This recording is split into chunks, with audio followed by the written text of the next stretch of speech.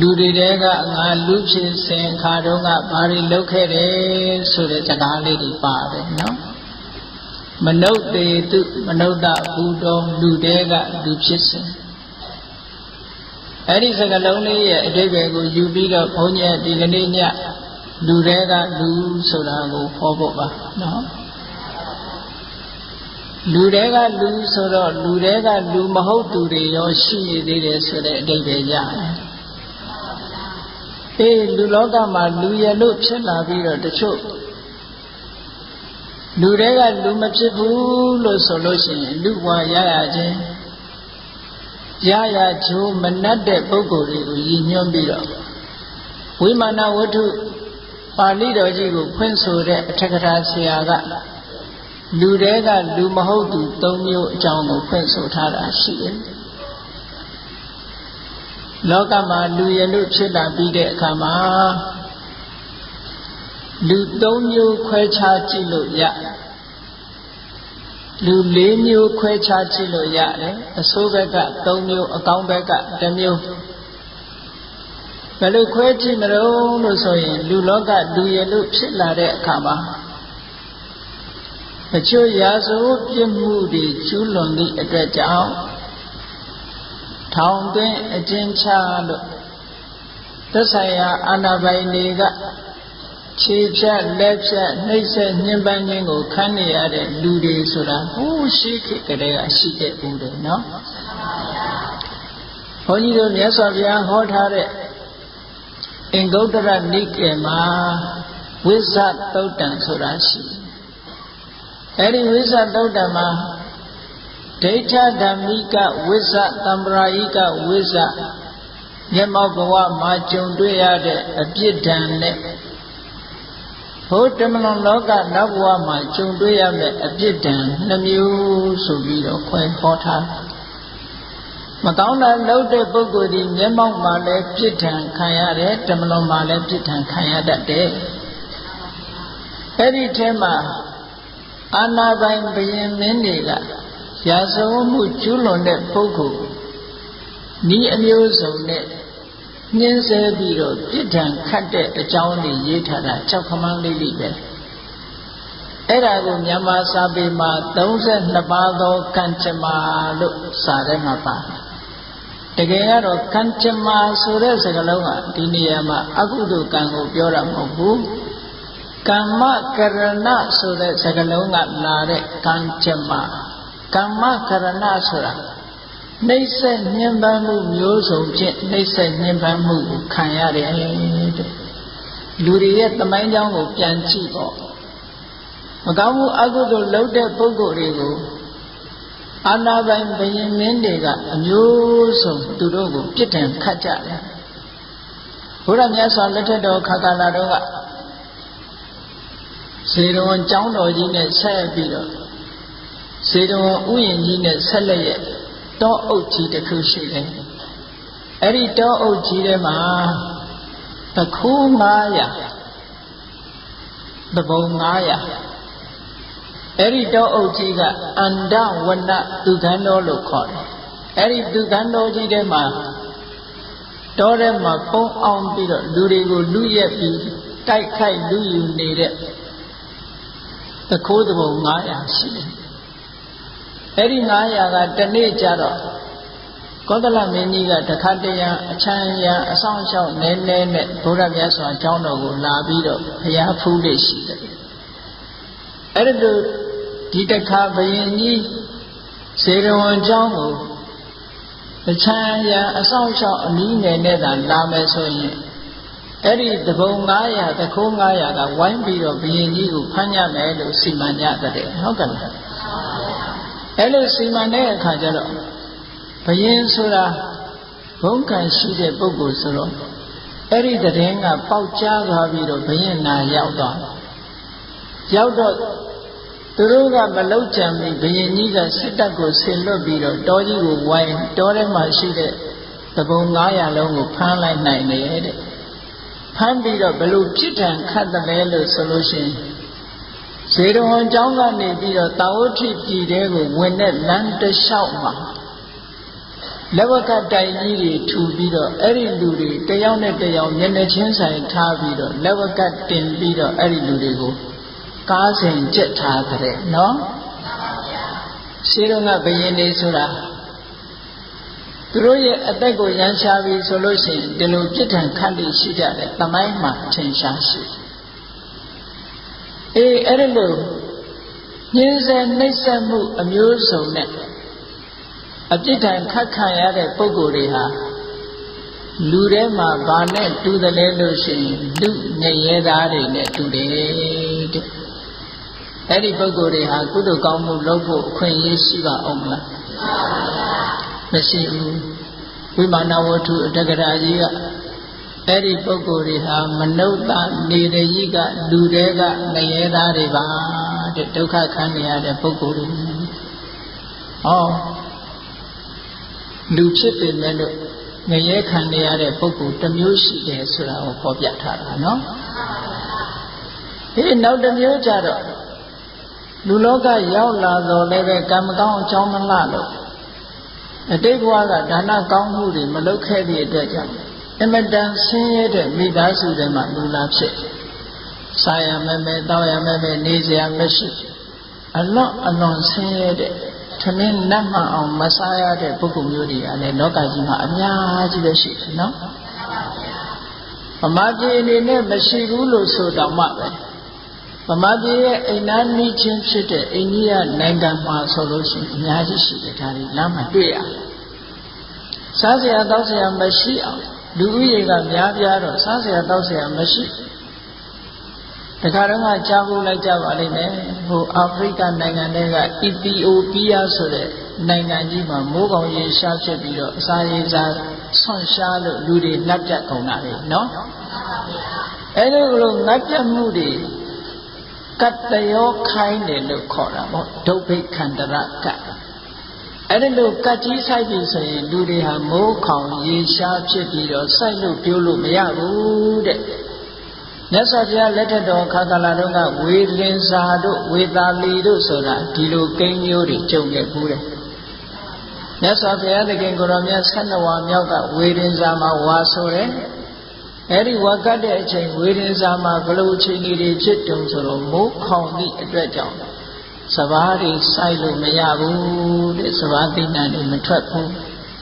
စဘာသိဏ္ဍာန်တွေမထွက်သည့်အတွက်ကြောင့်လူတွေကစောင်းဝတ်နေအဆင်မပြေကြဘူးအဆင်မပြေတော့လူတွေငတ်ပြတ်ပြီးတော့တည်လိုက်ကြတာနဲတာမဟုတ်ဘူးအဲဒီလိုငတ်ပြတ်သေးနေကြတဲ့အသက်ရှင်နေတဲ့ပုဂ္ဂိုလ်တွေဟာလည်းပဲခဏစားရမလားမစားရဘူးလားလက်ချိန်ကအသက်ရှင်အောင်မလားတို့တည်ရမလားဆိုတာနှလုံးနှစ်ခွဖြစ်နေရတဲ့အနေအထားမျိုးတွေကြုံခဲ့ဘူးတဲ့ဘုရားမိုးရှိတဲ့တန်ဃာတွေကြတော့ဝေဇာပြည်ကြီးမှာထိုချိန်ကဆွမ်းခံလို့မရဘူးမရတော့ကံအားလျော်သွားဟိုဥဒ္ဒရာပဋ္ဌဆိုတဲ့မြောက်ပိုင်းနယ်ကနေပြီးတော့မြင်းကုန်တယ်တွေကဝေဇာဘက်လာပြီးတော့မြင်းရောင်းကြမြင်းရောင်းတဲ့အခါကျတော့မြင်းစခန်းကြီးချထားပြီးတော့မြင်းစာအနေနဲ့သူတို့ခြုံနေအများကြီးယူလာအဲ့ဒီခြုံလေးတွေကိုတကွမ်းစားယဟန်တော်တွေကိုဆွမ်းကတ်တဲ့အနေနဲ့လောင်းတယ်တဲ့အဲ့ဒါလေးတွေကိုမယောဆန်တကွမ်းစားခြုံတကွမ်းစားကိုယဟန်တော်တွေကြောင်းယူလာတဲ့အခါစုံထဲမှာထည့်ထောင်းရေနဲ့ဖြော်ပြီးတော့အဲ့ဒါလေးပဲတဝါတွင်ဖုံးပေးရတယ်နော်အဲ့လိုကလို့တတ္တယောကြီးခိုင်းလို့ဆင်းရဲဒုက္ခရောက်နေကြတဲ့အချိန်မျိုးကလူပေါင်းလူလောကမှာမကြာခဏကြုံတတ်တယ်အဲ့လိုကြုံလာပြီဆိုလို့ရှိရင်လူတွေဟာအစားအသောက်မရှားအမတန်ဆွန်ရှားပြီးတော့အစာရည်စာငတ်ပြတ်ပြီးတော့တေချခြေချရတယ်အဲ့ဒါမျိုးကြုံနေတဲ့အခိုက်အခါမှာကြုံရတဲ့ပုဂ္ဂိုလ်တွေဒါလူပြိတ္တာလို့ခေါ်တယ်။အော်လူတွေကပြိတ္တာဖြစ်ရတာမျိုးတွေဒါလည်းရှိတယ်။ဟောနောက်တစ်ခုကျတော့လောကမှာလူရည်လို့ဖြစ်လာတော့လည်းပဲအသိပညာတတ်ပညာကမရှိဘာပညာမှမရှိတဲ့အခါကျတော့သူတစ်ပါးရဲ့ဝန်တန်းလုပ်ပြီးတော့သူများခိုင်းရဆေးရလုပ်ပြီးကုန်ပစ္စည်းတွေထမ်းပိုးပြီးတော့ စာဝတ်နေရေးဖြည့်ဆည်းနေရတဲ့ပုဂ္ဂိုလ်မျိုးတွေကလည်းလူလောကမှာအပြည့်သားပဲနော်အဲ့ဒီပုဂ္ဂိုလ်မျိုးတွေရဲ့နောက်လူလောကလူထဲမှာနေလို့မဖြစ်တော့ဘူးမကောင်းတဲ့အလုပ်တွေလုပ်ထားတဲ့အတွက်ကြောင့်လူလေကောင်မှာအဆက်ကွဲမှာဆိုလို့တောထဲတောင်ထဲမှာပုံအောင်နေရတဲ့ပုဂ္ဂိုလ်မျိုးဆိုတာတွေလည်းရှိတယ်လူချင်းလူချမ်းမရှိတော့တဲ့အတွက်ကြောင့်ထိုပုဂ္ဂိုလ်မျိုးတွေလူကြားထဲမှာမဝင်မဲ့တောထဲနေရတယ်တောထဲဆိုတာဘယ်သူတွေနဲ့နေတရိစ္ဆာန်တွေနဲ့ပဲနေရတာပေါ့နော်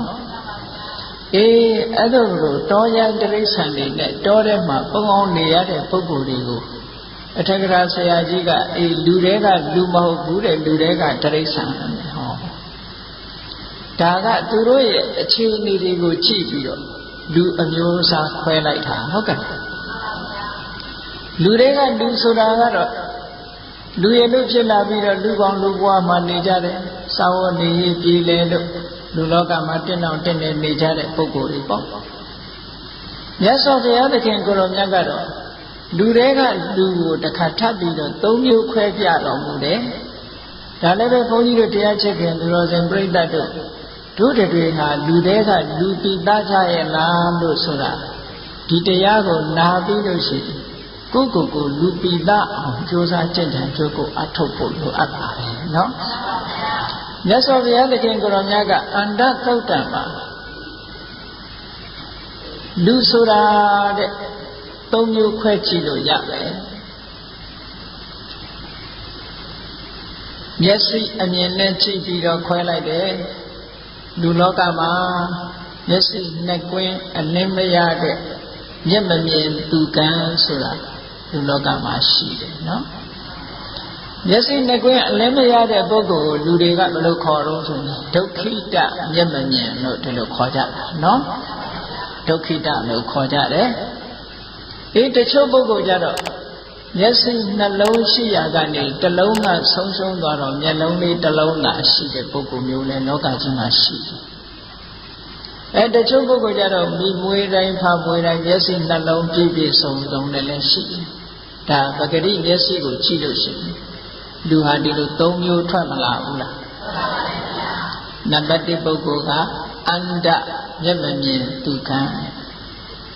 နံပါတ်2ပုဂ္ဂိုလ်ကဧကစက္ခုမျက်စိတစ်ဖက်သာရှိတဲ့ပုဂ္ဂိုလ်နံပါတ်3ကဒွိစက္ခုမျက်စိနှလုံးရှိတဲ့ပုဂ္ဂိုလ်တဲ့ဟောမြတ်စွာဘုရားကပဂတိမျက်စိကိုရည်ရွယ်ပြီးတော့ခေါ်တာမဟုတ်ပါဘူး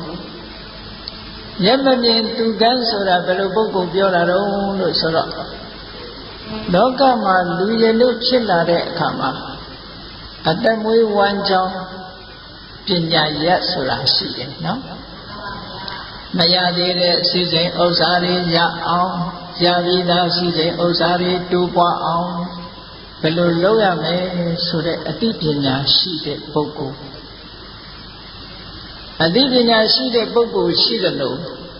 မရသေးတဲ့စီစဉ်ဥစ္စာကိုရအောင်လည်းမရှာတတ်ဘူး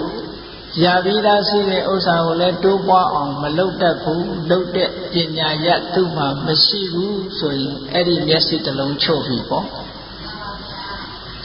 တခါတစ်ဖက်ကကြည့်မယ်ဆိုလို့ရှိရင်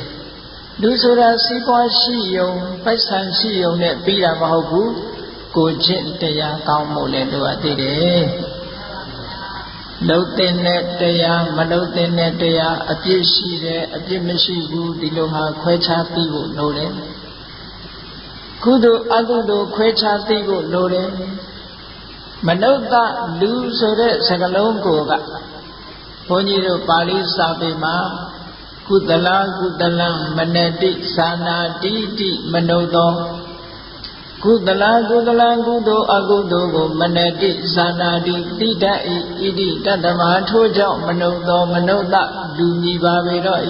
လူဆိုတာကုသိုလ်အကုသိုလ်ဒီနှစ်ခုသိရမယ်ဟုတ်ကဲ့လားကဲတချို့ပုဂ္ဂိုလ်ကြတော့ခုနကပြောရတဲ့စီးပွားရှာနိုင်တဲ့ပညာမျက်စိမျိုးလည်းမရှိဘူးကုသိုလ်အကုသိုလ်သိတဲ့မျက်စိလည်းမရှိဘူးဆိုတော့နှစ်ဖက်စလုံးကမ်းမနေဘူးလားအဲ့ဒီလိုပုဂ္ဂိုလ်မျိုးတွေကိုမျက်မမြင်သူခံဒုက္ခိတလို့မြတ်စွာဘုရားကသတ်မှတ်တယ် ဟောနောက်တစ်ဖက်ကကြည့်တယ်အဲ့ဒီလိုပုဂ္ဂိုလ်မျိုးဟာလူလောကမှာလူရလို့ဖြစ်လာပြီမဲ့လို့ကိုယ့်ရဲ့အသက်မွေးဝမ်းကြောင်းဤကလေးမှအတိမရှိဘူးလောက်ကံစားတော့တတ်တဲ့ပညာရမရှိဘူးကုသိုလ်အကုသိုလ်အကောင်းဆုံးအကြောင်းအကျိုးလေးမှခွဲခြားမသိဘူးဆိုရင်ဒီပုဂ္ဂိုလ်ဟာလူချစ်ကျိုးမနှက်ဘူးစီးပွားမရှာတတ်တဲ့အတွက်ကြောင့်ဒီဘဝမှာလည်းကောင်းကျိုးချမ်းသာမရနိုင်ဘူးကုသိုလ်အကုသိုလ်မသိသည့်အတွက်ကြောင့်နောက်ဘဝနဲ့ကောင်းရာဒုက္ခတိရောက်ဖို့မရှိဘူးအဲ့ဒီပုဂ္ဂိုလ်မျိုးဟာနှစ်ဖက်စလုံးဆုံးရှုံးတဲ့ပုဂ္ဂိုလ်ဘယ်ဘက်ကမှသူအကောင်းလို့ပြောလို့မရဘူးเนาะအေးလူကမွေးလို့လူလို့တော့ဖြစ်လာတာပေါ့သို့တော်လည်းပဲမျက်စိနှစ်ကွင်းအလင်းမရလို့တကယ်ဒုက္ခိတဒီဘဝမှာလည်းဆင်းရဲဒုက္ခနဲ့ရင်ဆိုင်ရမယ်နောက်ဘဝကျရင်လည်းကောင်းရာဒုက္ခတိမရောက်အပိန်ငရဲရောက်တယ်ဆိုတော့သူ့ဘဝကအရှုံးကြီးပဲဒါကြောင့်မို့မြတ်စွာဘုရားကဥပယထခလိတာဟောအန္တတဟတသက္ခုနောတဲ့မျက်စိနှစ်ကွင်းအလင်းမရတဲ့ပညာမျက်စိနှစ်ဖက်စလုံးကွဲနေတဲ့ပုဂ္ဂိုလ်ဒီဘဝလည်းမကောင်းနောက်ဘဝလည်းမကောင်းလို့နှစ်ဖက်စလုံးအရှုံးကြီးပဲတဲ့ဒီပုဂ္ဂိုလ်မျိုးอ่ะလူတွေကလူမဖြစ်နိုင်ဘူးအဲ့ဒီပုဂ္ဂိုလ်ဟာကဲနောက်တစ်ယောက်ကြတော့ဘာဖြစ်လဲမျက်စိတစ်လုံးတော့ရှိတယ်တစ်လုံးကမပါဘူးဘာမျက်စိရှိတုံးဆိုတော့မရသေးတဲ့စီစိန်ဥစ္စာတွေရအောင်ရှာတတ်တယ်ရပြီးတဲ့စီစိန်ဥစ္စာတွေကြီးပွားအောင်လုပ်တတ်တယ်စီးပွားရေးမျက်စိတော့ရှိတယ်တဲ့ဓမ္မရေးရာနဲ့ပတ်သက်ပြီးတော့ဒီအလုပ်ကတော့အပြစ်ရှိတယ်ဒီအလုပ်ကအပြစ်မရှိဘူးဒါကကုသိုလ်ရတယ်ဒါကကုသိုလ်မရဘူးလုပ်သင့်မလုပ်သင့်အကောင်အဆိုးအကြောင်းအကျိုးခွဲခြားသိတတ်တဲ့ပညာမရှိဘူးတဲ့စီးပွားတော့ရှာတယ်အကောင်အဆိုးအကြောင်းအကျိုးမသိတော့ဘာဖြစ်လဲစီးပွားရရင်ပြီးရောဆိုတဲ့စိတ်ဓာတ်တွေဝင်လာပြီးတော့အကောင်းတဲ့နီးနဲ့ရောကောင်းတဲ့နီးနဲ့ရောရတဲ့ညစီးပွားပဲဖြစ်ရှာဟုတ်ကဲ့လားအဲ့ဒီပုဂ္ဂိုလ်မျိုးကစီးပွားရရင်ပြီးရောဆိုတော့သူကမကောင်းတဲ့အလုပ်လို့သူ့စိတ်ထဲမှာဘာတစ်ခုမှမရှိဘူးအကုသိုလ်ဆိုတာလည်းမရှိဘူးအပြစ်ရှိတဲ့အလုပ်ဆိုတာလည်းသူ့စိတ်ထဲမှာမရှိဘူးပတ်စံရမှုတစ်ခုတည်းကိုပဲကြည့်တယ်စီးပွားဖြစ်မှုတစ်ခုတည်းကိုသာကြည့်တယ်အဲ့ဒီလိုပုဂ္ဂိုလ်မျိုးကတဲ့မုတ္တဝါဒလိန်လီလှိပြားပြီးတော့စီးပွားရှာတတ်တယ်ထေရခိုးဝှက်လူယူပြီးတော့စီးပွားရှာတတ်တယ်ကုတကမ္မကောက်ကျစ်ဆင်းလဲတဲ့ဤတွေနဲ့စီးပွားရှာတတ်တယ်ဟောကောင်းတဲ့အလားလားသူကမရှိဘူးเนาะပိုက်ဆံရမယ်ဆိုလို့ရှိရင်ဘယ်သူမှချမ်းသာမပေးဘူးတဲ့အဲ့ဒီပုဂ္ဂိုလ်မျိုးအဲ့လိုချမ်းသာမပေးတော့ဘယ်လိုနည်းနဲ့ဖြစ်ဖြစ်သူများစီကရဖို့နည်းတစ်ခုတည်းပဲသိတယ်မလောက်ကောင်းဘူးလောက်ကောင်းတယ်တစ်ခုမှမစင်စားဘူးတဲ့ဟုတ်ကဲ့အဲ့လိုနည်းနဲ့စီးပွားရှာတာမျိုးတွေဖြစ်လာတဲ့အခါကျတော့ဒီပုဂ္ဂိုလ်မျိုးကဘာဖြစ်လဲဒီဘဝတော့စီးပွားလေးတော့တက်လာတယ်သို့တော့ထိုတက်လာတဲ့စီးပွားကိုအကြောင်းပြုပြီးတော့ထိုပုဂ္ဂိုလ်ဟာယံများတယ်ဒီဘဝမှာလည်းပဲယံများတယ်တည်တဲ့အခါကျတော့လုံးဝအပယ်လာတဲ့ပုဂ္ဂိုလ်မျိုးဖြစ်ရတယ်ဟောဒီဘဝမှာစီးပွားဖြစ်ပေမဲ့လို့ကုသိုလ်အကုသိုလ်မသိသည့်အတွက်ကြောင့်နောက်ဘဝမှာသူဟာတလန်းသွားဖြစ်သွားဟုတ်ကဲ့တစ်ဖက်တည်းမြင်ရင်တော့တလန်းပဲသွားရမှာပဲအပယ်လန်းတလန်းတဲ့ကိုသွားရမယ်တခြားလန်းကိုသွားစရာအကြောင်းမရှိဘူးတဲ့အဲ့ဒီပုဂ္ဂိုလ်မျိုးဟာလည်းပဲလောကမှာလူတွေကလူလို့မခေါ်နိုင်ကြဘူးမပြည့်စုံတဲ့လူသားတစ်ယောက်ဖြစ်လာစီးပွားရှာပုံလေးနဲ့ပတ်သက်ပြီးတော့အထက်ကထာဆရာကပြောထားတာလေးတွေစိတ်ဝင်စားစရာလေးလိမ့်လီပြပြပြီးတော့သူများစီကပစ္စည်းကိုရအောင်ယူပုံနေဒီခေတ်ကြီးထဲမှာပို့ပြီးတော့မျိုးစုံတာပေါ့အဲ့ဒီတုန်းကအထက်ကထာထဲမှာထုတ်ပြထားတဲ့ဝတ္ထုလေးတစ်ခုကတော့အင်မတန်မှရိုးသားတဲ့တောသားမုတ်ဆိုးတယောက်တောထဲမှာသူထောင်ထားလို့သမင်လေးနှစ်ကောင်မိတယ်တစ်ကောင်ကအကြီးတစ်ကောင်ကအငယ်တဲ့သမင်လေးနှစ်ကောင်မိတော့အဲ့ဒီသမင်လေးတွေကိုမတတ်ဘူးအရှင်ယူလာပြီးတော့မြို့တက်ပြီးတော့ဈေးရောင်းထိုခေတ်ကဈေးနှုန်းနဲ့ပြောမယ်ဆိုရင်သမင်တစ်ကောင်အကြီးတစ်ကောင်က2ကျပ်တဲ့အငယ်တစ်ကောင်က1ကျပ် ဟုတ်ကဲ့ခုခေတ်ဈေးနဲ့ပြောမယ်ဆိုလို့ရှိရင်တော့အကြီးတစ်ကောင်က2000အငယ်တစ်ကောင်က1000ပေါ့နော်ဈေးကိုယူလာတာကြောင်းပေါ့ဈေးယူလာတဲ့အခါကျတော့လူလေတယောက်နဲ့တွေ့လူလေတယောက်နဲ့တွေ့တော့လူလေတယောက်ကမေးတယ်အဲ့ဒီသမင်ကြီးရောင်းပါလားဆိုတော့ဟုတ်တယ်ရောင်းပါဒါဖြင့်ဘယ်လောက်တုံးဆိုအကြီးကောင်က2ချက်အငယ်ကောင်က1ချက်ကဲဒါဖြင့်ကျုပ်ကိုအငယ်ကောင်ပေးပါလို့ဆိုပတ်စံလေး1ချက်ထုတ်ပြီးတော့အငယ်ကောင်ယူသွားခဏလေးနေတော့အဲ့ဒီလူကပြန်ရောက်လာပြီကျုပ်အငယ်ကောင်မယူခြင်းဘူးဗျာတဲ့အကြီးကောင်ပေးပါတဲ့အကြီးနဲ့လဲရအောင်ဒါဖြင့်ခမရအကြီးကောင်ဆိုလို့ရှိရင်ခမရခုနကပေးထားတာ1ချက်နောက်ထပ်1ချက်ထပ်ပေးရမယ်တမင်ရောင်းတဲ့လူကပြောတာဟုတ်လားအဲ့ဒီလူကဘာပြောလိုက်တော့ဆိုလို့ရှိရင်ခမရဘယ်လိုပြောတာတုံးတဲ့ခမရကိုကျုပ်ကခုနတုန်းက1ချက်ပေးခဲ့တယ်ဟုတ်တယ်မဟုတ်လားဟုတ်တယ်1ချက်ပေးအဲ့ဒီ1ချက်ရဲ့အခုဒီအကောင်လေးက1ချက်ပြန်တယ်တဲ့အဲ့ဒါဆိုတော့ခမရ2ချက်ရမှာပေါ့တဲ့ခမရဘာလို့နောက်ထပ်ထပ်တောင်းရတာတော့ရော့သမင်လေးယူသမင်အကြီးကိုကျုပ်ပေးလိုက်ဆိုဟုတ်ကဲ့လှည့်သွားလိုက်ပုံကကြည့်နော်ခုနတုန်းက1ချက်ပေးထားတယ်တဲ့အခုဒီသမင်ကလေးတစ်ကောင်ကျုပ်ကထပ်ပြီးတော့ပေးမယ်တဲ့ခုနက1ချက်ရဲ့အခု1ချက်တန်သမင်ရင်ပေါင်းလိုက်ရင်2ချက်မနေဘူးလားတဲ့အဲ့တော့2ချက်နေတော့ခမရအကြီးပေးဆိုအကြီးဆွဲပါဟိုလူကတော့ရောင်တောင်ဖြစ်ပြီးတော့ဟုတ်ပါပဲသူပြောတာဆိုပြီးတော့ငွေ1ချက်နဲ့သမင်ကြီးပါသွားလေရဲ့လိမ်ပုံခုခေတ်တော့ရိုက်စားလို့ခေါ်ထမရဲ့နော်အမျိုးမျိုးခုခေတ်လည်းရှိတာပဲဒါမျိုးတွေကနောက်တစ်ယောက်လိမ်ပုံတွေရတယ်ဘယ်လိုလိမ်တော့ဆိုရင်သူများပစ္စည်းကိုယူတာမဟုတ်ဘူးတောတွေကယုံကလေးတစ်ကောင်ဖမ်းလာပြီးတော့လူတစ်ယောက်ကယုံလေးကိုကမ်းနားပေါ်မှာခဏတင်ထားချထားပြီးတော့သူအဝတ်ပုံလေးပေါ်မှာခဏချပြီးရေစင်းချိုးနေတဲ့အချိန်မှာလူတစ်ယောက်ကရောက်လာလူလေတစ်ယောက်ကရောက်လာဖြုတ်ခနဲ့ဆိုဟိုလူမမြင်ခင်သူ့ယုံလေးကိုကောက်ထည့်ပြီးခေါင်းပေါ်တင်သူကလည်းရေထဲဆင်းချိုးဟိုလူကရေချိုးရတာတက်လာတော့ယုံလေးမတွေ့တော့လိုက်ရှာပေါ့ကြည့်တာဟိုကြည့်တော့ဟိုလူကခမရပါကြည့်တာတော့ဟာကျုပ်ယုံလေးခုနဒီနားထားတာပျောက်သွားခမရတော်တော်အားလာပဲယုံဆိုတဲ့အကောင်ကရေချိုးရင်ခေါင်းပေါ်တင်ထားရတယ်နှုတ်ဆိုပြေးရောပေါ့တော်တယ်ပြန်ပြေးကြည့်ပါလားကျုပ်ယုံတော့ကျုပ်ခေါင်းပေါ်တင်ချိုးနေဆိုဟောဟိုလူကလည်းဟုတ်နေတယ်တူတယ်ငါယုံတော်တယ်ပြေးပြီနဲ့တူတယ်ဆိုပြီးတော့ဟိုလူလှဲ့တာခံပြီးယုံလေးတစ်ကောင်ပါသွားလေနော်လောကကြီးမှာဒီလိုလိမ့်နေလှည့်ပြားပြီးသူများပစ္စည်းကိုရအောင်ယူတဲ့နည်းတွေကအများရှိတယ်ခုခေတ်မှာမဟုတ်ဘူးပြောလို့မခုံတော့ပေါ်များတယ်နော်မြို့တွေဘာတွေမှာဆိုရင်မြို့တွေဆိုတာရန်ကုန်တို့ဘာလို့ပေါ့ဗျာတချို့ဆိုလို့ရှိရင်ဟုတ်လားအတိုင်းနဲ့အဝိုင်းနဲ့ဘုန်းကြီးတို့နေတဲ့တက္ကသိုလ်ထဲမှာဆိုရင်တက္ကသိုလ်ဝင်ဝမှာ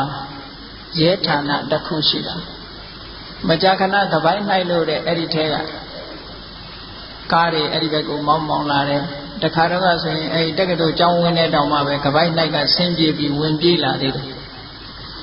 အဲ့ဒီလိုရန်ကုန်မှာလည်းခဏခဏကြုံရတယ်တချို့ကြတော့ဘယ်လိုလုပ်တယ်ဆိုလို့ရှိရင်ပစ္စည်းတစ်ခုချလိုက်တယ်ချထားပြီးတော့မယောင်မလဲနဲ့သူတို့ကကြည့်လူတယောက်ကလာအဲ့ဒီပစ္စည်းကိုကောက်ပြီးဆိုတာနဲ့တပြိုင်နက်ဟိုလူကလည်းတွေ့ဒီလူကလည်းတွေ့အဲ့ဒါ2ယောက်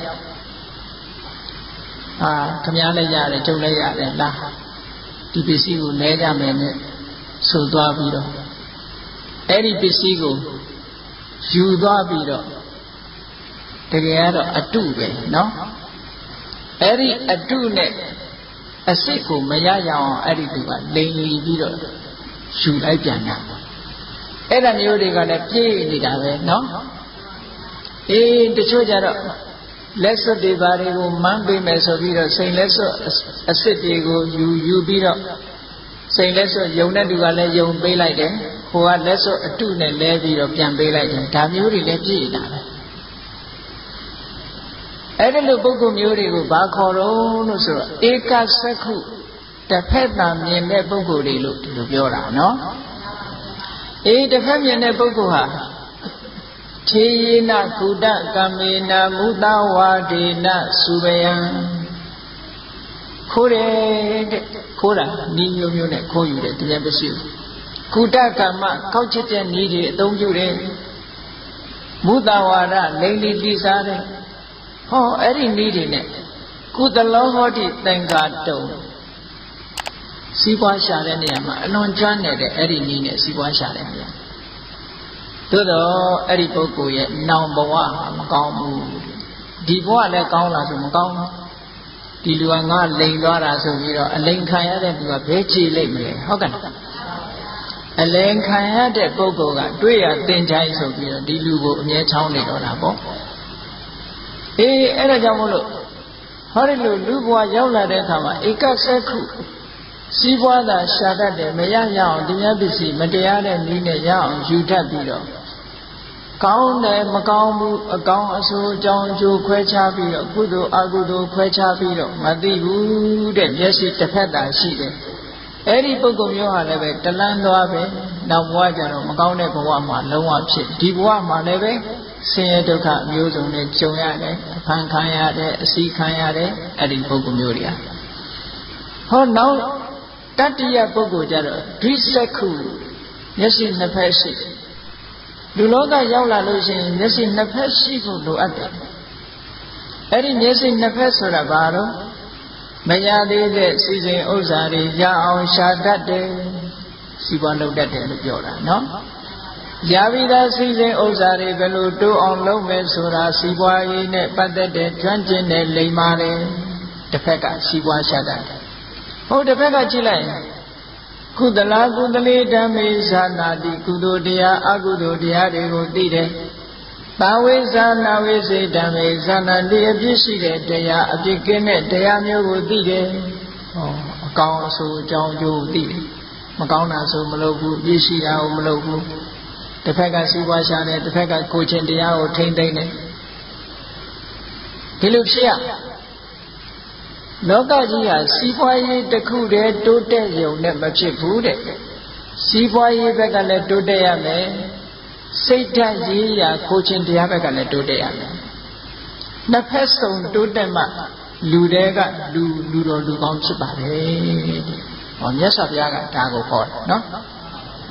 ဒီစက္ခုပဏအခါတော်တိထောပုရိသပုဂ္ဂလောဒီစက္ခုပဏအခါတော်တိထောပုရိသပုဂ္ဂလောဒီစက္ခုပညာမျက်စိနှစ်ဖက်အမြင်ရှိတဲ့ပုရိသပုဂ္ဂလောမြင်မြတ်တဲ့ပုဂ္ဂိုလ်တိထောအကောင်းဆုံးအချိန်မှတိုက်ဆုံးပါပေဟု၍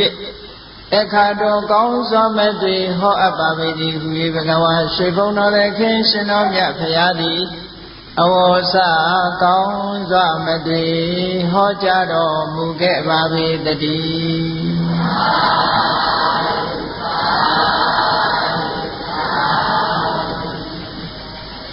အဲ့တော့လူဖြစ်လာတယ်ဆိုလို့ရှိရင်ကတော့ဒီလိုလူပြီးပြီးသားသားနဲ့လူဆိုတာမနုဿဓမ္မမနုဿဟိတာဟိတံသာနာတိတိမနုဿောကုသလာကုသလံသာနာတိတိမနုဿောဟိတာဟိတံကျိုးရှိတယ်ကျိုးမရှိဘူးဆိုတာကိုသာနာတိမနတိသာနာတိတိတတ်၏ဣတိတသမထိုကြောင့်မနုဿောမနုဿမြည်ပါပေတော့၏လူဆိုတာအကျိုးရှိတဲ့အလုပ်လားအကျိုးမရှိတဲ့အလုပ်လားဆိုတာသိဖို့အမှန်တမ်းအရေးကြီးပါတယ်အဲ့တော့လူဘဝရလာပြီဆိုလို့ရှိရင်ဘုန်းကြီးတို့တွေစဉ်းစားကြည့်လူဘဝလူရလို့ဖြစ်လာတာဆင်းရဲတဲ့လူဘဝပဲဖြစ်ဖြစ်ချမ်းသာတဲ့လူဘဝပဲဖြစ်ဖြစ်လူပြည်ပြည်သားသားလူဘဝမှာအင်္ဂါအစိတ်တိုင်းပြည်ပြည်စုံစုံနဲ့စိတ်ဓာတ်မှန်မှန်ကန်ကန်နဲ့ဆိုပါတော့လူပြည်ပြည်သားသားဖြစ်တယ်လူဆိုတာလူမပြည်သားတာလည်းရှိသေးတယ်နော်ဆိုပါတော့လူမပြည်သားဘူးဆိုတာဘယ်လိုတော့ဆိုလို့ရှိရင်မွေးကလေးကမျက်စိပါမလာဘူးမွေးကလေးကမျက်စိကန်းလာတယ်အဲ့ဒီပုဂ္ဂိုလ်မျိုးကိုစိစ္ဆန္ဒလို့ခေါ်တယ်တတိကံနဲ့နော်အဲ့ဒီပုဂ္ဂိုလ်မျိုးကြတော့ကံကြမ္မာကိုကညံ့နေတာ သူ့ရဲ့ပရိသေရိစိတ်ကဘာလဲလို့ဆိုလို့ရှိရင်အဘိဓမ္မာစကားနဲ့ပြောမယ်လို့ဆိုရင်အာဟိတ်ပရိသေရိလို့ခေါ်တယ်အဲ့ဒီအာဟိတ်ဆိုတာအဘိဓမ္မာထဲမှာတန်တိရဏဝိပဿိတ်ဆိုတာရှိတယ်အဲ့ဒီတန်တိရဏဝိပဿိတ်မှာအလောဘဆိုတဲ့သဘောတရားမပါဘူးအဒေါသဆိုတဲ့သဘောတရားတွေမပါဘူးဆိုလိုတာကအလောဘဆိုတဲ့ဌာနရဲ့အခြေခံမပါဘူးအဒေါသဆိုတဲ့မေတ္တာအခြေခံတရားမပါဘူးအမောဟလို့ဆိုတဲ့ပညာအခြေခံမပါဘူး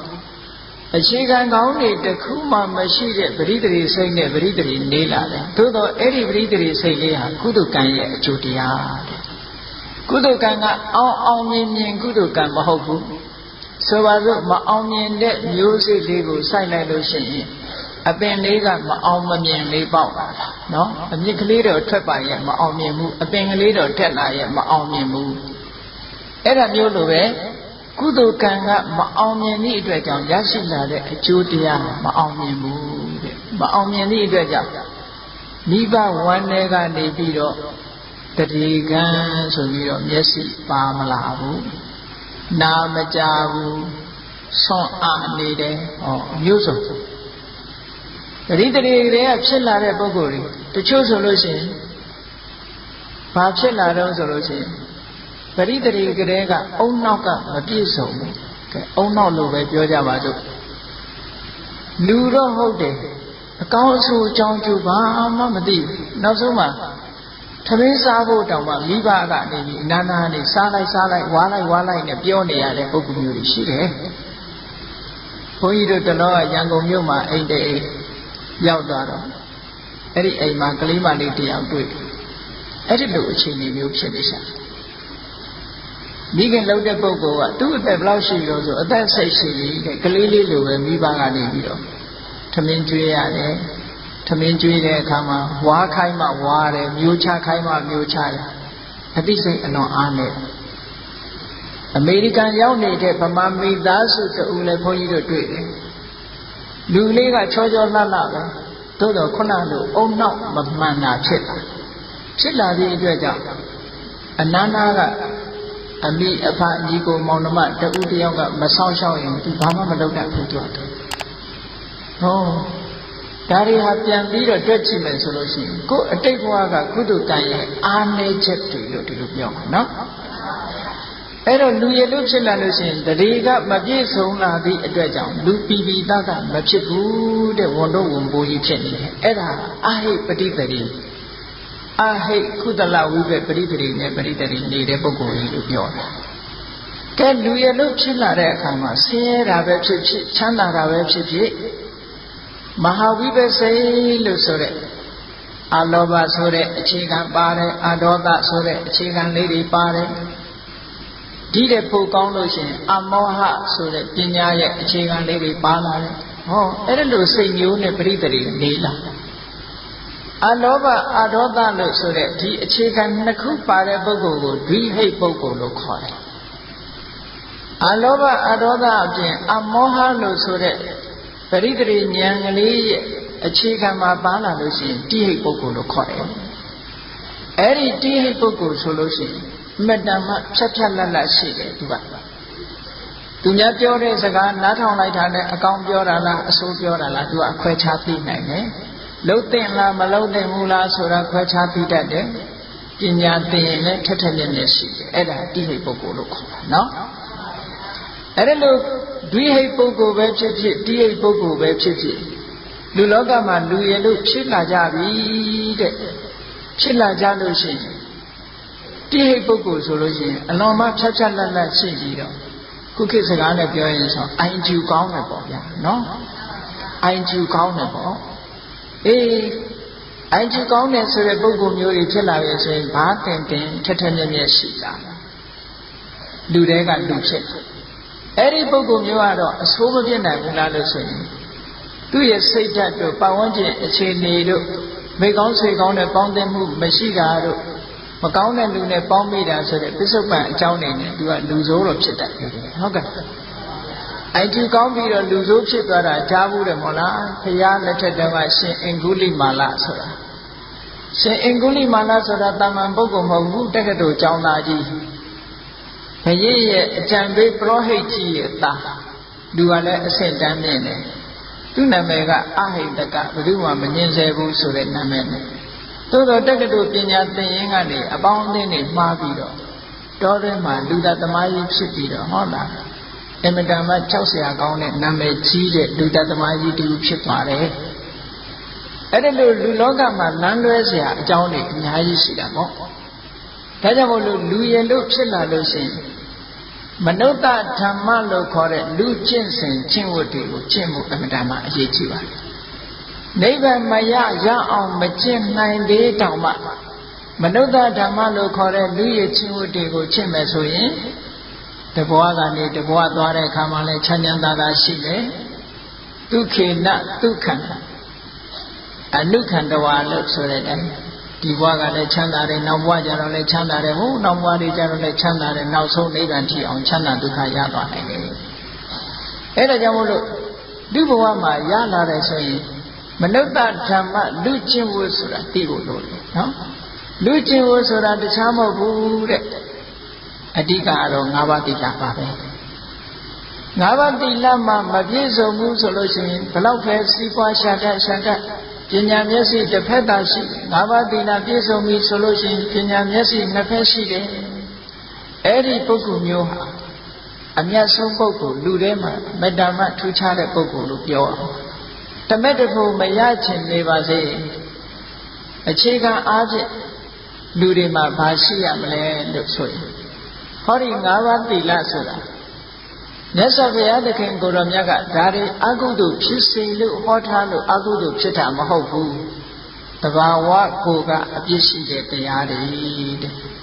ဗုဒ္ဓဘာသာဟုတ်သည်ဖြစ်စေမဟုတ်သည်ဖြစ်စေဘုရားဟောတဲ့တရားယုံသည်ဖြစ်စေမယုံသည်ဖြစ်စေမြည်သည့်လူမျိုးပဲဖြစ်ဖြစ်ငါးပါးသီလလုံရင်နိဗ္ဗာန်ရောက်ငါးပါးသီလလုံရင်နတ်ပြည်ရောက်နိုင်တယ်ငါးပါးသီလမလုံရင်နတ်ပြည်မရောက်နိုင်ဘူးဗုဒ္ဓဘာသာဖြစ်ပြီး၅ပါးသီလမလုံရင်လည်းကောင်းရတတိမရောက်ဘူးတခြားဘာသာဝင်ဖြစ်ပြီး၅ပါးသီလလုံရင်လည်းနတ်ပြည်ရောက်မှာပဲဟုတ်ကဲ့လားဘာဖြစ်လို့လဲဆိုတော့ဒါကသဘာဝတရားကိုဥပမာမယ်မိဆိုတာဘသူကိုင်းကိုင်းအေးငါကိုင်းရင်တော့မပူဘူးသူကိုင်းရင်ပူတယ်လို့ရှိတယ်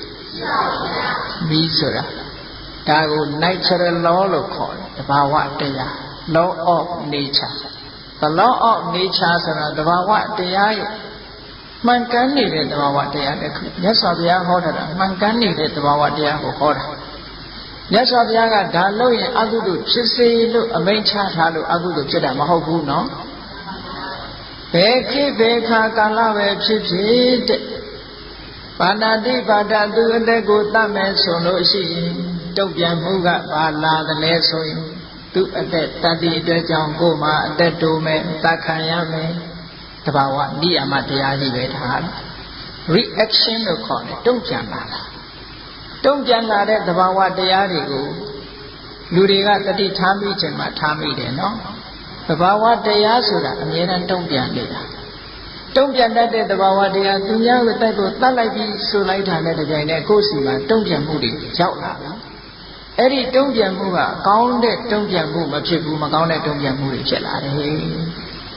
ဖြစ်လျက်ဘဝမှာပါဏာတိပါဒကကျူးလွန်တဲ့ပုဂ္ဂိုလ်ဟာဖြစ်လျက်ဘဝမှာဘာဖြစ်လဲလို့ဆိုလို့ရှိရင်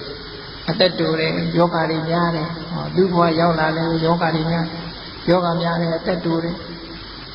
ဆင်းရဲဒုက္ခတွေပေါ်တယ်ရန်သူတွေပေါ်တယ်ဒါပါဏာတိပါဒရဲ့အကျိုးတရားတွေပဲနော်မြတ်စွာဘုရားသခင်ကိုယ်တော်မြတ်ကပါဏာတိပါဒသူအသက်ကိုတတ်တယ်ဆိုတဲ့နေရာအပေါ်ဆုံးအပြစ်ကလေးဟာအသက်တိုးခြင်းပဲဟောလူလောကလူတွေဟာအသက်တိုးသွားတာဒါပါဏာတိပါဒရဲ့အကျိုးဆက်တွေပါတယ်နော်ပါဏာတိပါဒရဲ့အကျိုးဆက်သူများအသက်ဆိုတဲ့နေရာမှာမြည်သည့်တတ္တဝါရဲ့အသက်ပဲဖြစ်ဖြစ်သက်ရှိတတ္တဝါတစ်ခုရဲ့အသက်အင်္ဂါ9ရပ်ညီတာနဲ့တကယ်နဲ့ပါဏာတိပါဒကံထိုက်တယ်လို့ခေါ်တယ်အင်္ဂါ9ရပ်ကဘာလို့တတ္တဝါလည်းဖြစ်ရမယ်ဒီသွားလို့ရှိရင်ဒီပုဂ္ဂိုလ်ဟာပါဏာတိပါဒကံမြောက်သွားပြီတဲ့အဲ့ဒီမြောက်သွားတဲ့ပါဏာတိပါဒကံဟာသူ့ရဲ့တဏ္ဍာမှာဖြစ်သွားတာဖြစ်သည့်အတွက်ကြောင့် သူဟာဒီပါဏာတိပါဒကံအတွက် reaction ကိုသူခံရတော့ဘယ်လိုလုပ်ပြီးတော့သူ့တဏ္ဍာမှာဒီတတ္တိကဝင်သွားတယ်လဲလို့ဆိုလို့ရှိရင်သူစိတ်အစဉ်မှာဖြစ်သွားသည့်အတွက်ကြောင့်လူရဲ့စိတ်တွေဆိုတာဒီတစိတ်ချုပ်သွားရင်နောက်စိတ်ပေါ်လာတယ်နောက်စိတ်ချုပ်သွားရင်ဟိုနောက်စိတ်တစ်ခုပေါ်လာတယ်အဲ့ဒီပေါ်လာတိုင်းစိတ်တွေထဲမှာဟောဒီပါဏာတိပါဒရဲ့စွမ်းအင်တတ္တိတွေမကောင်းတဲ့သဘာဝတရားတွေဟာလိုက်သွားတာလိုက်သွားသည့်အတွက်ကြောင့်ဒီပါဏာတိပါဒကံကနေပြီးတော့မရှောင်မချင်းကောင်းတာတွေမလုံမချင်းဒီကံကမလွတ်မချင်းဒီပုဂ္ဂိုလ်ဟာဒီအကျိုးခံရတော့တာပဲနော်ရှောင်တိန်ပြီးတော့ပြေးလို့မရဘူးတဲ့ဘာဖြစ်လို့လဲဆိုကိုလှုပ်ထားတာဖြစ်နေလို့အေးဒါကြောင့်မို့လို့ပါဏာတိပါဒသူ့အတက်ကရှောင်ရမယ်ဆိုတဲ့နေရာမှာမြတ်စွာဘုရားကဘလောက်ထိအောင်ရှောင်ရမလဲညာတော်အဖြစ်သူများတဲ့တို့မတတ်ဘူးရှောင်တယ်လို့ဆိုတော်ညာလဲကိုယ်လုံရင်ပြန်လုံမယ်ဆိုတဲ့စိတ်ကလေးတွေရှိနေတာသေးတယ်ဟုတ်ကဲ့အဲ့ဒါဆိုတော့ပါဏာတိပါဒလွတ်လွတ်ကျွတ်ကျွတ်ရှောင်တဲ့သဘောမရှိဘူးကိုယ်ဘယ်သူမှအန္တရာယ်မပြုရင်ငါမပြုဘူးဆိုတဲ့အနေထားလောက်ပဲရှိတယ်မြတ်စွာဘုရားကအလွတ်မဟုတ်ဘူးပါဏာတိပါဒပฏิဝိရတောသမနောဂေါရမောသမနောဂေါရမောယံဂေါရမပါဏာတိပါဒမှာပฏิဝိရတောရှောင်တယ်ရှောင်ယုံတယ်မဟုတ်ဘူးနိဟိတဒံတောနိဟိတသတ္ထောဒီများကိုရိုက်ဖို့ပုဂ္ဂိုလ်ဆိုတာထောင်းလက်နဲ့တွေထားဘူးတဲ့ဒီများကိုရိုက်ဖို့နှက်ဖို့လက်နဲ့တွေမထားဘူးဒုတ်တွေမထားဘူးကိုယ်လိုက်ရင်ကိုယ်ချရင်ပြန်ကာဝယ်ဖို့ဆိုတာမျိုးမရှိဘူးတဲ့နော်ဘုန်းကြီးအမေရိကနေတုန်းကပေါ့ဗမာအမေရိကန်ရောက်နေတဲ့ဗမာတယောက်သူ့အိမ်ဆွမ်းစားပဲကျောင်းလာဆွမ်းစားပဲဘုန်းကြီးတော့ကားပေါ်နဲ့တက်လိုက်ရောဘုန်းကြီးတို့ရှေ့မှာသူကား textbook တွေကနေပြီးတော့အဖွင့်လိုက်မှာ6လုံးကြီးတောက်ခနဲ့ဆိုဘုန်းကြီးတို့လာကြတာအဲ့တော့ဘုန်းကြီးရှေ့6လုံးကြီးကြားတယ်ဆိုတော့သူကမျက်နှာတော့ပြက်သွားပြီးတော့ဗာပြောတော့ဆိုတော့ရှင်ဘုရားတဲ့ဒီနိုင်ငံမှာတဲ့ကိုယ်ကာဝယ်ဖို့ဒီလူကတော့ထားရတယ်မထားလို့မရဘူးဟုတ်ကဲ့လားဆိုလိုတာကပါဏာတိပါဒကတော့ရှောင်တယ်တို့တော့ကိုယ်ဘာမှမလုပ်ရင်ကိစ္စမရှိကိုယ်ခုခံကာဝယ်ဖို့ဆိုတာလေးတော့ထားတတ်တယ်အဲ့ဒါပါဏာတိပါဒကလုံးဝရှောင်တယ်လို့မဆိုနိုင်ဘူးအချိန်မရွေးပါဏာတိပါဒပြည့်မှုဖြစ်နိုင်တယ်ပေါ့ဒါကြောင့်မို့နိဟိတဒံတောနိဟိတသတ္ထောလက်လက်တွေဓာတ်တွေမဆောင်ဘူးလုံးဝစွန့်ထားတယ်ကိုယ်လှုပ်မလှုပ်သူများတတ်တော့ငါအန္တရာယ်မပြုဘူးဆိုတဲ့စိတ်ထုံလုံးချတယ်ဒါတွေမကဘူးလိစီသူများတက်ကိုတတ်ရမှာအလွန်ရှက်တယ်သူများတက်တတ်ဖို့ရကိစ္စတွေသူကလုံးဝကိုယွံမုန်းနေရှက်တယ်မလှုပ်ဘူးဒီလှုပ်ကိုလူမြင်တာဖြစ်စေမမြင်တာဖြစ်စေသူများတက်တတ်ချင်းဆိုတဲ့မကောင်းမှုအကုသိုလ်လုံးဝရှောင်တယ်လို့ပြောတာနော်လိစီတရားပန္နောသဗ္ဗပါဏပုတေတုဟိတနုကံပိတရားပန္နောမတတ်ရုံနဲ့မဟုတ်ဘူးဒီအလုပ်ကိုရှက်ရုံနဲ့မဟုတ်ဘူးဆက်ဆုပ်ရုံနဲ့မဟုတ်ဘူးတဏှာနေဘယ်တတ္တဝါလေးဖြစ်ဖြစ်တဏှာလူတိုင်းပေါ်မှာကရုဏာထားတယ်သဗ္ဗပါဏပုရာဟိတနုကံပိတတ္တဝါအလုံးတို့ရဲ့အပေါ်မှာအကျိုးစီးပွားကိုလိုလားတဲ့စိတ်ထာဝရရှိနေတယ်ကဲအဲ့ဒါတွေမပါဘဲနဲ့ပါဏာတိပါဒဝေရမဏိဆိုတဲ့သိက္ခာပုဒ်လုံမမလားလုံနိုင်ဘူးဟုတ်လားဒါကြောင့်မို့မြတ်စွာဘုရားဟောတဲ့တရားကအလုံးကိုအနှစ်သာရရှိပါဏာတိပါဒမှာလုံခြင်းအကြောင်းကဘာလို့ဆိုရင်တတ္တဝါတွေပေါ်မှာမေတ္တာကိုထားနိုင်ရမယ်မေတ္တာထားနိုင်ရဒီအလုပ်ကိုယွံမုန်းတဲ့ပုဂ္ဂိုလ်ဖြစ်ရသူများကိုရိုက်ပုတ်ညှင်းဆဲဖို့လက်နဲ့ဆိုတာထားကိုမထားရဘူးဟောအဲ့ဒါကြတော့မှပါဏာတိပါဒဝေရမဏိဆိုတာလုံးဝပြည့်စုံတယ်တဲ့အဲ့ဒါလိုမှမဟုတ်ဘူးဆိုလို့ရှိရင်အခြေအနေကောင်းနေသေးလို့လူကောင်းဖြစ်နေတာမျိုးပေါ့ဘုန်းကြီးတို့သုတ်တန်တစ်ခုထဲမှာကကစုပမသုတ်တန်ဆိုတာရှိတယ်အဲ့ဒီသုတ်တန်ထဲမှာဝေဒေဟိကာဆိုတဲ့အိရှင်မအမျိုးသမီးကြီးတယောက်အရက်ထဲမှာတော်တော်နာမည်ကြီးတယ်ဘယ်လိုနာမည်ကြီးတော့ဝေဒေဟိကာဆိုတဲ့ဒကမာကြီးတိတ်သဘောကောင်းတယ်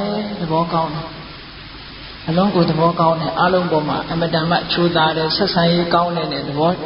နာမည်ကြီးတယ်နာမည်ကြီးတော့တ သူ့အိမ်မှာခိုင်းစေနေတဲ့ကာလီဆိုတဲ့ကျွန်မကဒီသတင်းကြားလူတွေကသူ့အရှင်မကြီးကိုချီးမွမ်းတော့အဲ့သဘောကောင်းနေနဲ့ပြောတယ်ကာလီကသူကဘယ်လိုစဉ်းစားတော့ဆိုရင်ငါကဝတရားကြည်နေလို့ငါကောင်းနေလို့သူကောင်းတာလားတကယ်ပဲသဘောကောင်းသလားငါစမ်းကြည့်အောင်မယ်သူစိတ်ကူဟုတ်လားတကယ်ပဲကောင်းတာလားလို့နောက်တည့်ကျတော့အဲ့ဒီကာလီဆိုတဲ့အမျိုးသမီးကအိမ်စေမလေးကဘာလုပ်တော့ဆိုရင်နောက်တည့်ကျတော့မနေ့မိုးလင်းအောင်အိတ်တယ်သမင်းထမချက်ဘူးအဲ့တော့သမင်းထမချက်တော့အိရှင်မကြီးကဟဲ့ကာလီနင်ဘာဖြစ်တာလဲအဲ့ရဘာလို့မထတာလဲဆိုဘာမှမဖြစ်ပါဘူးဆိုနည်းနည်းလေးမျက်မှောင်လေးကုတ်သွားတယ်ဘာမှမဖြစ်ပဲနည်းနည်းအခါမျက်မှောင်လေးကုတ်သွားတာမျက်စိလေးမျက်ကြောလေးတင်းသွားတာကိုသူကမြင်လိုက်တယ်ငါနောက်တည့်ဆက်ပြီးတော့စုံစမ်းအောင်မယ်နောက်တည့်ကျတော့ကြည့်တဲ့ပုံနေမြအောင်အိတ်လိုက်တယ်အိတ်လိုက်တဲ့အခါကျတော့အဲ့ဒီကာလီဆိုတဲ့အိရှင်မကြီးကစိတ်ဆိုးတော့ပေါ့အဲ့ကျတော့ဟဲ့ကာလီနင်ဘာဖြစ်လို့မထတာဘာမှမဖြစ်ပါဘူးကျွန်မဆိုပြီးတော့ဆဲလိုက်တယ်အဲ့ကြတော့နော်ဟိုနောက်တည့်ရက်တစ်ခါဆက်ပြီးတော့စဉ်းစားကြတယ်နောက်တည့်ရက်ကျတော့တစ်ခါတည်းဒီလိုပဲဆက်ပြီးတော့အိတ်ပြန်တဲ့အခါကျတော့ကဲဒီလောက်တောင်ဆိုးတဲ့ကျွန်မဆိုပြီးတော့တကားမှာချိတ်ထားတဲ့ဘောက်ချိတ်နဲ့ကောက်ထည့်ပြီးတော့ခေါင်းရိုက်လိုက်တာကွဲသွားတယ်ကွဲသွားတဲ့အခါကျတော့မှကာလီကျွန်မကြီးကလမ်းပေါ်ထွက်ပြီးတော့အော်တဲ့အမလီသဘောကောင်းတဲ့သခင်မကြီးကြည်စမ်းမအောင်ခေါင်းကိုရိုက်ခွဲလိုက်တာဒီမဲ့သွေးတွေထွက်ကုန်ပြီနဲ့ဆိုပြီးအဲ့ဒီကလေးကနေပြီးဝေဒဟိကဆိုတဲ့အမျိုးသမီးကြီးဟာအဲ့ဒီကလေးကနာမည်ပြတ်သွား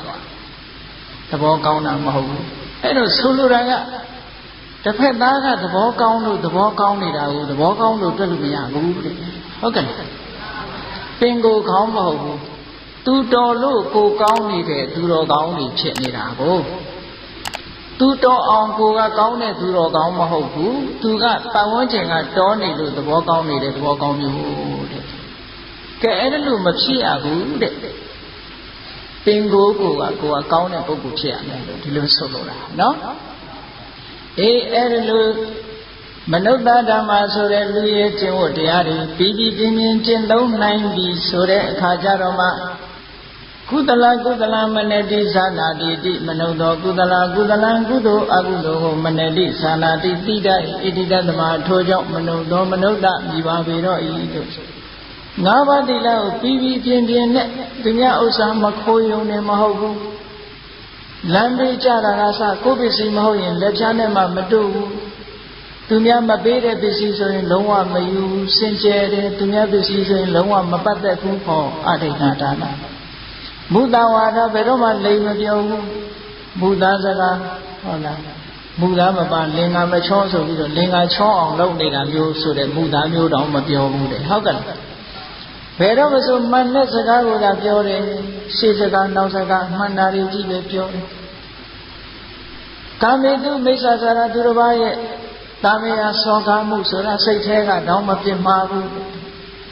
သူရမေရိယမိစ္ဆမာဒဌာနတေယတေယဆိုတာလည်းလုံးဝရှောင်းတယ်ဆေးဖြစ်ဝါဖြစ်ဆိုပြီးတော့အကြောင်းပြပြီးမတော့ဘူးယောဂါကြောင့်ဆိုတာအကြောင်းပြပြီးတော့မတော့ဘူးဒီယာကအရက်မဟုတ်ပါဘူးဆိုပြီးတော့လည်းမတော့ဘူးဟုတ်ကဲ့မူရစီတတ်တဲ့အရာမှန်သမျှလူကိုထိခိုက်တာတွေကြီးတယ်လူရဲ့အုံနောက်ကိုပြောင်းသွားစေတတ်တယ်ပြောင်းမှများရင်လူဟာ hallucination လို့ခေါ်တယ်အတွေးခေါ်တွေတစ်မျိုးဖြစ်သွားတာပမာလို့တော့အရက်ကြောင်နဲ့ခေါ်တယ်ပေါ့အဲ့လိုမျိုးတွေအတွက်မြတ်စွာဘုရားသခင်ကိုရောမြတ်က၅ပါးသီလကိုလုံအောင်တကယ်ကိုစောင့်ထိန်တဲ့ပုဂ္ဂိုလ်အဲ့လိုလုံအောင်စောင့်ထိန်တဲ့ပုဂ္ဂိုလ်မှာတကယ်လူတွေကလူအဲ့လိုလူတွေကလူဖြစ်ပြီးဆိုလို့ရှိရင်ဒီဘဝမှာလည်းပဲချမ်းသာဒုက္ခတွေရနိုင်တယ်နောက်ဘဝမှာလည်းပဲချမ်းသာဒုက္ခတွေရနိုင်လို့ဘဝဆက်ဆက်မှာဆင်းရဲဒုက္ခကလွတ်မြောက်ပြီးတဲ့ကလာတကယ်လူအစ်စ်ဖြစ်နိုင်ပါတယ်ဟောဒါကြောင့်မလို့မနုဿဓမ္မလို့ဆိုတဲ့လူတွေကကိုချင်းတရားတွေပြည့်စုံအောင်တို့တွေကျင့်သုံးကြရမှာလူဖြစ်လာပြီးတော့မနုဿဓမ္မလို့ခေါ်တဲ့လူတွေကကျင့်ဝတ်တရားတွေနဲ့တို့ပြည့်စုံရင်လားစီးပွားရေးမျက်စိကုသိုလ်ရေးရာမျက်စိ ကိုချင်းတရားနဲ့သက်ဆိုင်တဲ့မျက်စိနှလုံးအမြင်နှစ်ဖက်ရှိရလားအမြင်နှစ်ဖက်မရှိဘူးဆိုရင်တို့တွေလူချစ်ကျိုးမနှက်တဲ့ကိုအမြင်နှစ်ဖက်ရှိတဲ့ပုဂ္ဂိုလ်ဖြစ်ရမယ်ကိုဆုံးဖြတ်ပြီးတော့လိုက်နာကျင့်သုံးရမှာနော်အေးဒါကြောင့်လို့တို့တွေဒီလူတွေကလူဖြစ်ပြီးတဲ့ကာလစီးပွားရှာတတ်တဲ့ပညာမျက်စိလည်းရှိရမယ်ကုသိုလ်ရေးရာကိုကျင့်တရားနဲ့ပတ်သက်တဲ့လည်းပညာမျက်စိရှိအောင်ကြိုးစားရမယ်ထိုပညာမျက်စိဆိုတဲ့နေရာမှာလည်းပဲတာမန်ကုသိုလ်တွေမကဘူးလောကုတ္တရာကုသိုလ်မဲ့ကုသိုလ်ပုဂ္ဂုသိုလ်ထိအောင်မြင်တတ်တဲ့ပညာမျိုးထိအောင်တစားတစားတိုးတက်ပြီးတော့သွားကြရမှာနော်အဲ့လိုရှိမှသာလဲလူတော်ကလူတွေကလူတွေဖြစ်ပြီးတော့ကုသလကုသလံဟိတံဟိတံဇာနာတိတိမနုဿောကုသလကုသလကုသိုလ်အကုသိုလ်ကိုဟိတံဟိတံအကျိုးရှိတာအကျိုးမရှိတာကိုဇာနာတိတိတဣတိတသမထို့ကြောင့်မနုဿောမနုဿတကဲ့လူမြည်ပါပေတော်သည်ဟု၍ဘောဆုံးကောင်းစွာမတွေ့ဖွင့်ဆိုကြပါပေကုန်တည်း